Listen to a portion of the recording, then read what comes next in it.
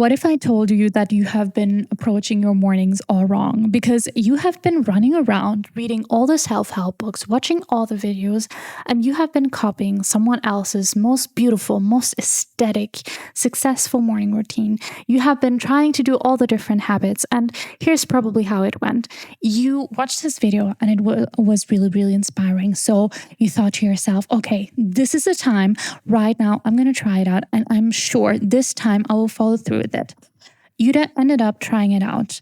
The first day still felt motivating, maybe even the second day, but then you very quickly got to a point where it was quite hard to keep up with it. And maybe you got to bed a little bit later, and then you didn't have all the time in the morning to get your morning routine done. And then you ended up basically realizing 2 weeks in, okay, I completely fell off the wagon. I haven't done this. Why is this always happening to me? Like, for everyone else, it seems so easy, but I am just probably not disciplined enough. It is me. I'm just lazy. And if I'm not even able to follow through with this, I'm probably just a lazy person and I'm not meant for this. And you know that negative spiral that happens when you just start copying someone else's morning.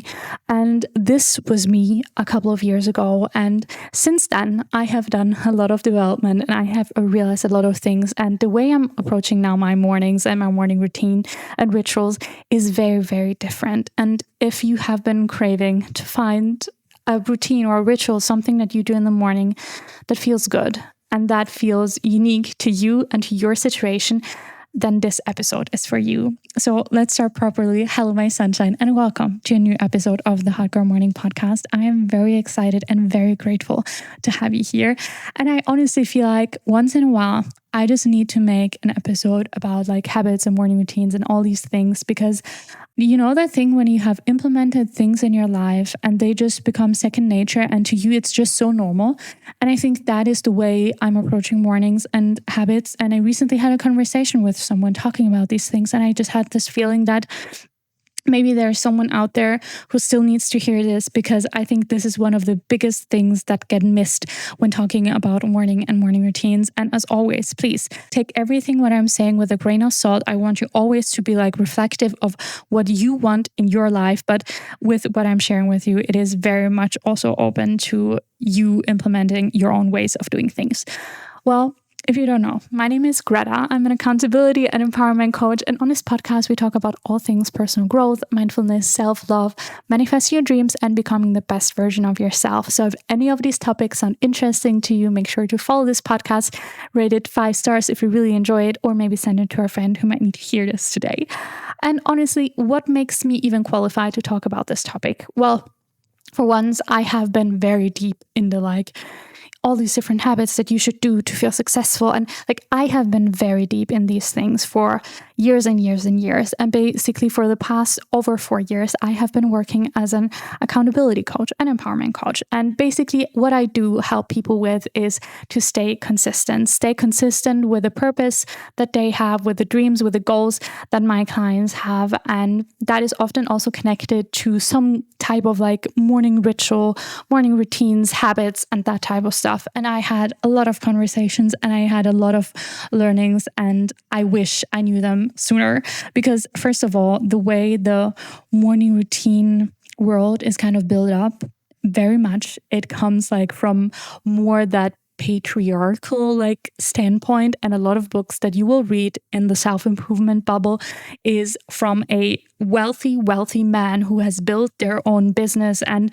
has this amazing 5 a.m. morning routine where they meditate for an hour and they do all these crazy things for an hour. But what they don't talk about these types of books is that there's a wife at home who is taking care of the kids. And I feel like sometimes we also have to be more aware of that we cannot just apply every single routine to ourselves. Plus, also, we have the cycle that we work with. And I don't know how you are and if you also have PMS and if sometimes your period is really kicking in.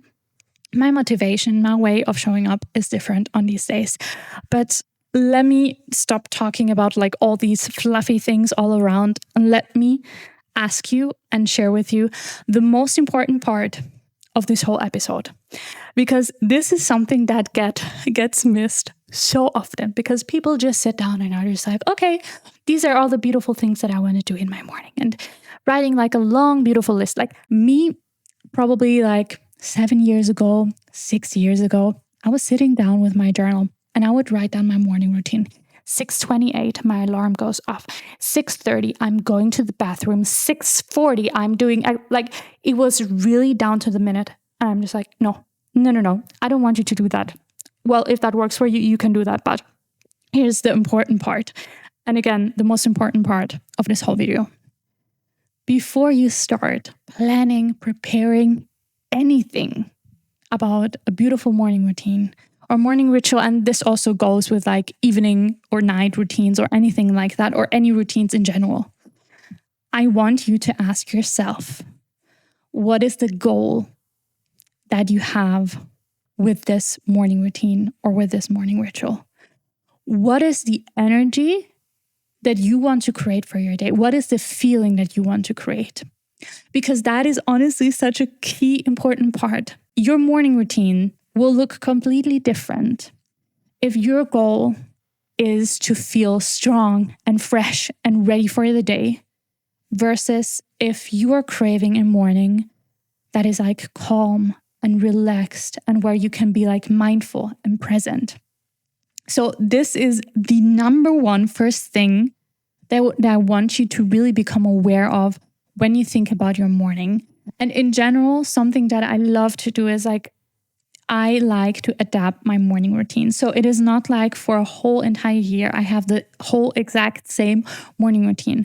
There are different seasons in nature for a reason. So I really love to adapt kind of my routines to the surrounding area that I'm in. Also, I have been a digital nomad for 1.5 years. And well, right now I'm in my new apartment. We're not fully furnished and my office is not ready yet. So this is the background that you're getting. But basically, I have been living in a lot of different surroundings. And what I have really noticed is it really depends where you live on like what type of morning routine feels right for you. So again, I want you to sit down and I want you to ask yourself, okay, what is the energy that I want to create in my morning? What is the feeling that I want to create in my morning? Because maybe right now you have been waking up with racing thoughts about work, about your life, about all the goals that you have and all the things. And maybe you're really craving a moment where you can kind of relax and be present. And then that is completely fine. And sometimes we also have like that goal of, okay, maybe in the morning, the first thing like that I want to do like is I want to feel really mindful and present and have like the slow time to wake up. And then I get like into this more energy of I'm motivated for the day. I'm excited for the day. But the important thing is that you become aware on like what is the energy that you want to create for your life. And I have talked about this in previous podcast episodes. It was a bit more about like manifestation, but basically it comes down to you have to ask for what you actually want, or you have to have the courage to say out loud what you want. And sometimes even the changing the intention of how you want your morning to look like can already change of like what is happening, and it's less about all the exact things that you do, but the energy that you approach it with. So again, I am asking you, what is the energy? What is the feeling that you want your morning to feel like? What is it? Like, how do you want to feel in your mornings? Maybe your work is like really, really, really freaking stressful and you need a moment to just like relax and be with yourself.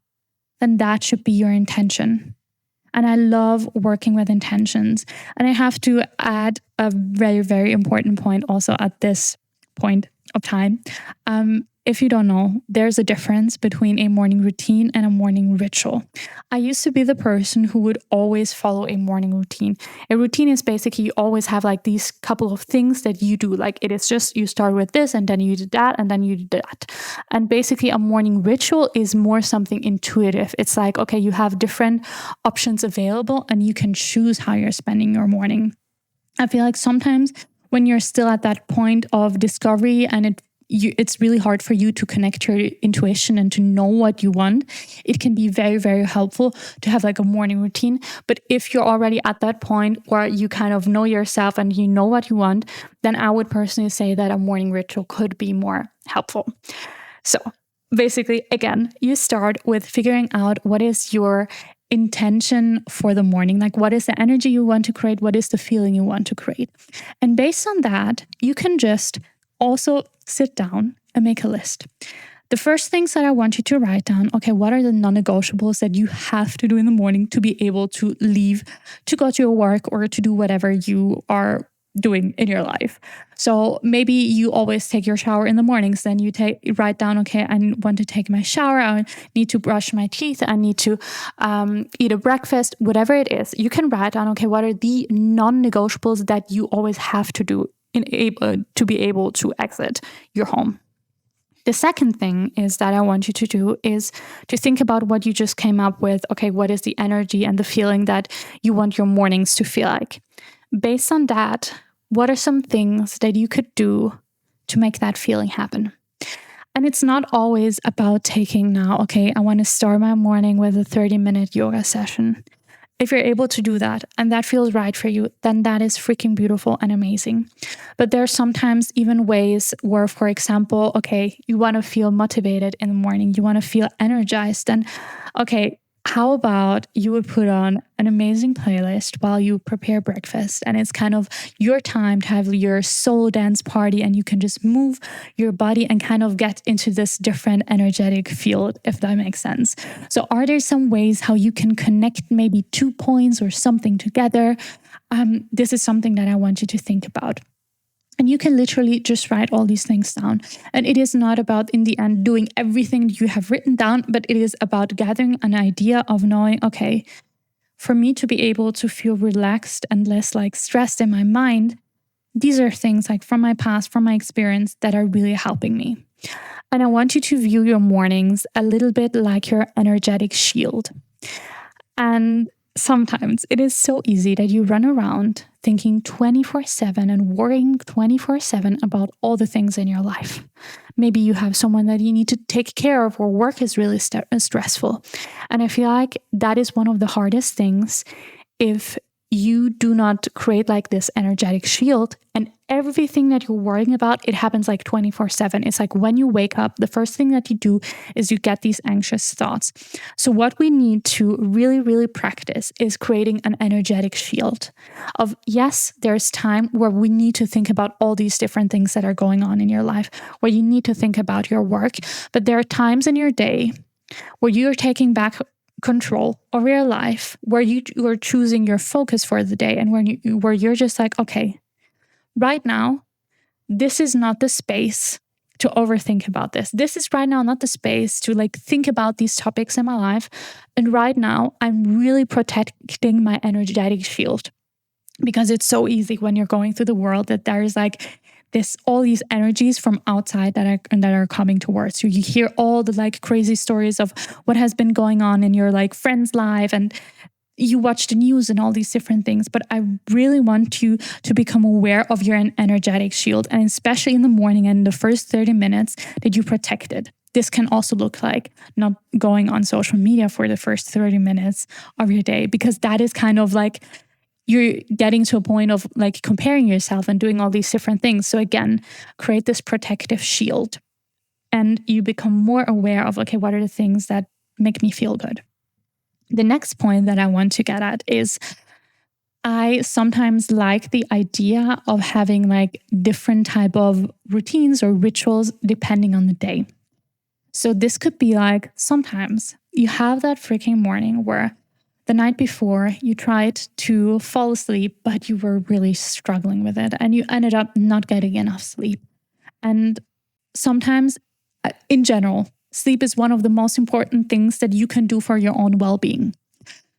So sometimes in these moments, it's really important that you have the capacity to adapt and be flexible and be like, okay, I noticed that my body is not there right now. It doesn't feel good right now. So instead of doing my 1 hour morning routine, I'm going to take 15 minutes more of like really being in bed and trying to really like relax and give my body the space that it needs. So now, what are you doing with all the information? You kind of now know what are your non-negotiables. You are aware of, okay, this is what you want to do in your morning. And now you're getting to the point, okay, what am I going to do with it? Because I don't have time to do all these things. Here's one of the things that I love to do in my mornings. And this is kind of the only, no, it is not a rule. It is like kind of a glimpse of information that I love to give my clients, and also in the supportive bestie group. I have like a free WhatsApp group going on where we support each other to stay consistent with like habits and all these things. If you want to join, links are down below. But basically, what we do is there are 3 non-negotiables that we do every single day. And these are about taking care of our body, mind, and soul.